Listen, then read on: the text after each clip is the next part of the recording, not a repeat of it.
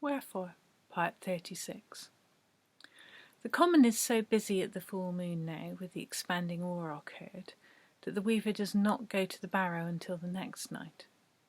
It is a cloudier night anyway, so better suits her purposes. As far as she knows, there is nothing to stop the man in the moon from turning up any time he feels like it.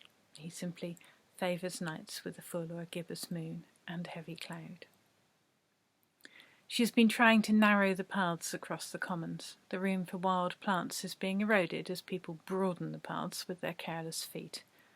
If the middles of the paths were more attractive, if the margins looked important and like feet should not be there, if having your family walking in a straggly row wasn't a thing, if the landscape and the living earth looked like something other than products for consumption.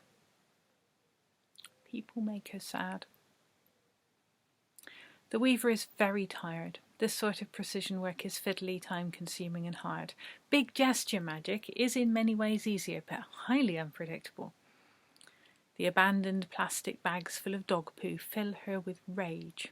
It is hard to stay kind and responsible. Sometimes she gets urges to just wipe them out, these ordinary destructive folk. It is as well that there is more to weaving than the heat of her feelings, or she would have long since killed a great many people. The barrow dead sit around her, silent. She does not know who they are, and they are unable or unwilling to tell their stories. Perhaps they no longer know or care who they were or why they are here. There is a peacefulness to them that she envies. They sit. They belong to the ground. They seek nothing. It seems enough that they simply are.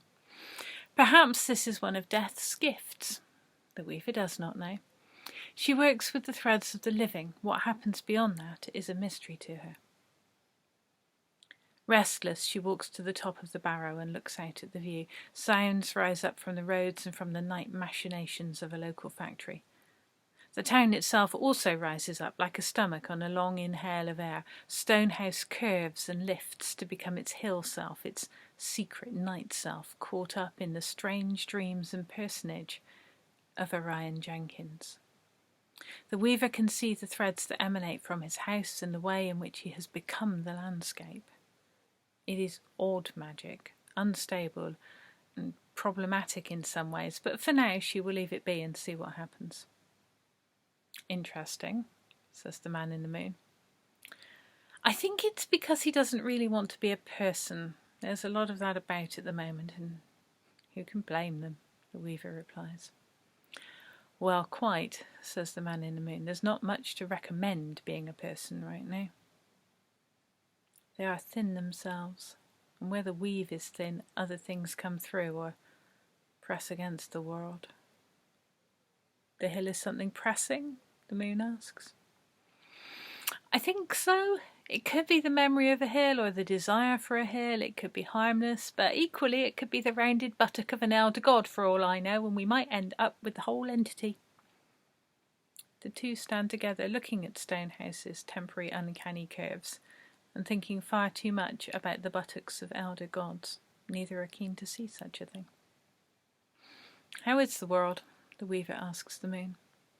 Much as ever, says the moon, which is to say heartbreaking and terrible and beautiful and a mess. That's about what I guessed, says the weaver. You can't feel it then, the man in the moon inquires. Feel what? Replies the weaver.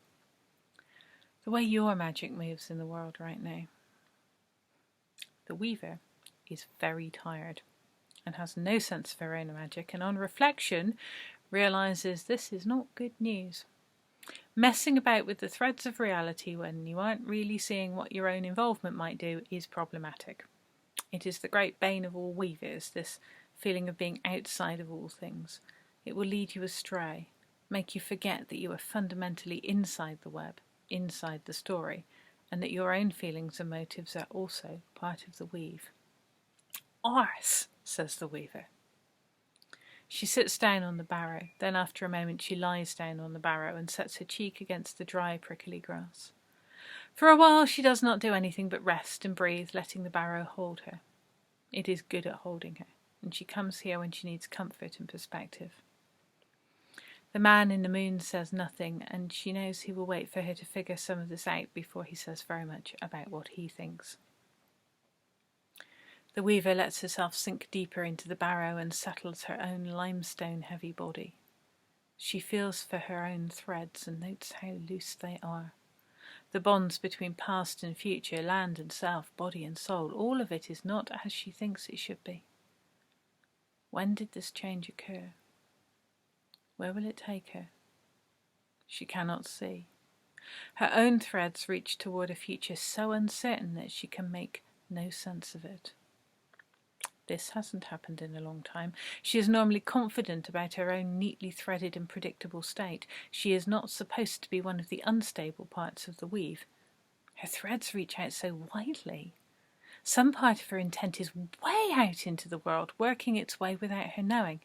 Her heart cry for magic has reverberated, making ripples in the weave. And then, distant, faint, a resonance, an answer. So faint and far that she had not even noticed it before. Now she is aware of it, the potential makes her real. It is a giddy, unlikely, impossible thing that she has seen. It is also why the threads of herself are in such disarray. This makes no sense, she says to the man in the moon. What is this? What do you know? The man in the moon is evasive. You've seen something, says the weaver. I've seen something, the moon concurs. That doesn't mean I understand it. The weaver looks at her own threads again, watches them stretch towards this distant, mysterious vanishing point, sees the worn, brittle threads where life goes on as it always did, sees how everything might change, and not just her.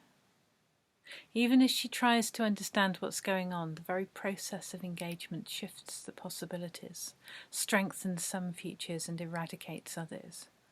It is all moving so quickly, and yet she has done little more than look and wonder. Seeing this, the weaver is properly afraid.